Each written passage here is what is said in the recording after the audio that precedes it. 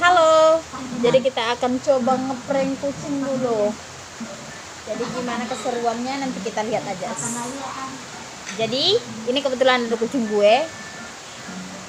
Jadi dia tuh paling sensitif ya, dengar suara meong-meong dikit tuh langsung dia kejar. Jadi pokoknya hasilnya pokoknya bakal memuaskan banget. Jadi lihat ya saat gue ngeprank dia. Ini tangan ya, ini tangan. Tapi pasti dia langsung datang.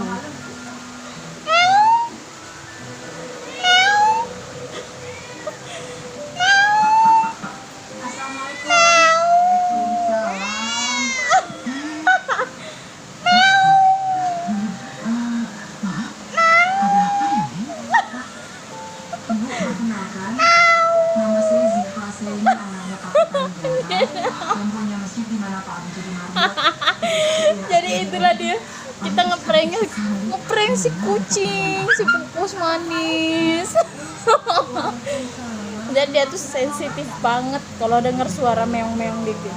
Jadi buat kalian yang kucingnya sensitif ya, dibuatin aja kayak gitu, di prank aja dia. Jadi nggak perlu baper-baper sama orang-orang. Jadi kita lagi viral-viralin aja.